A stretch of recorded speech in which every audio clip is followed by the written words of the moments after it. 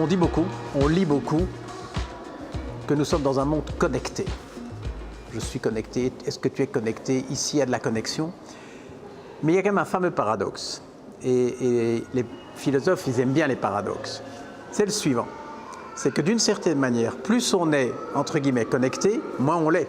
Ou en tout cas, moins on est connecté, je dirais, à la réalité. Il y a 200 ans, un capitaine de navire, il était à la barre.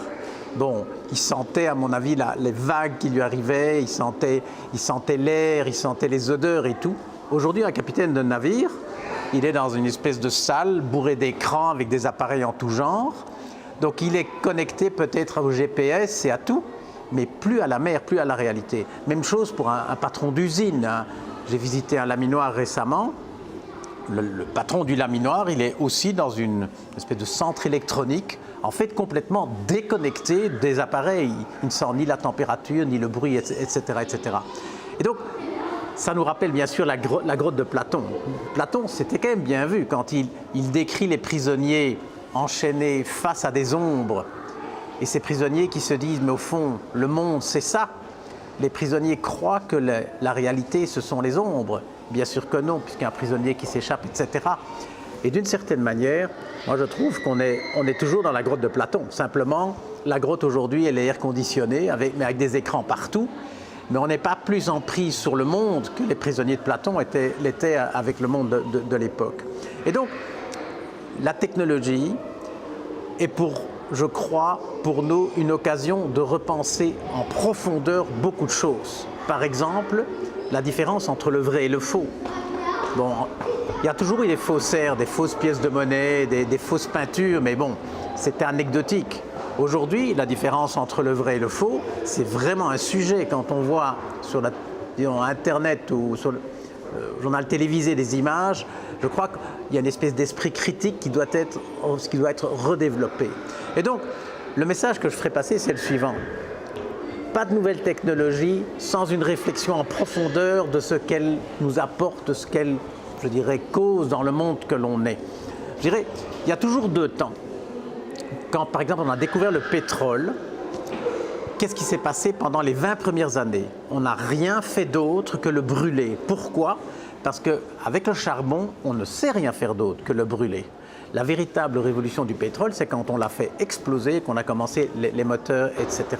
Et donc, il est possible de prendre la technologie comme un supplément du monde d'aujourd'hui. Bon, j'ai le monde d'aujourd'hui, les nouvelles technologies, et je crois que je fais le futur. Pas du tout. Je fais quelque chose comme brûler du pétrole, qui n'est pas du tout, je dirais, la raison d'être des nouvelles technologies. Par exemple, ma génération a grandi avec le journal. Comme exemple, le journal, qu'est-ce que c'est le journal? Bon, c'est du papier avec de l'information. Et le modèle mental sous-jacent, c'est quoi? C'est que l'information vient du journal et va dans ma tête. Bon, et pendant des dizaines d'années, ça a bien fonctionné. Quand des gens comme moi, avec ce modèle mental-là, rentrent dans le monde de Google ou d'Internet, qu'est-ce qui se passe? Ils croient que la vraie raison d'être de Google, c'est de donner de l'information. Ils ne comprennent absolument pas qu'avec Google, ça va dans l'autre sens. Quand je clique sur Google, je donne de l'information, ce qui n'était pas le cas du journal, bien sûr. Et les milliards de clics des milliards de gens, ça vaut énormément d'argent. Et donc, moi, je suis bien sûr pour les nouvelles technologies, mais s'il n'y a pas, je dirais, en parallèle, une réflexion sur les modèles mentaux, on arrive à des choses un petit peu décevantes. Ma grand-mère avait une vieille voiture, une voiture avec une flèche. Et la flèche, c'est quoi? C'est l'arbre, disons, c'est le bras qui est mécanisé. Le clignoteur, ce n'est pas un bras mécanisé, c'est se poser la question, mais c'est qu'est-ce que j'ai envie de faire? J'ai envie de montrer que je tourne. Et peut-être le plus bel exemple, c'est l'ampoule. L'ampoule. En fait, avant Edison, on avait inventé beaucoup de choses pour éclairer.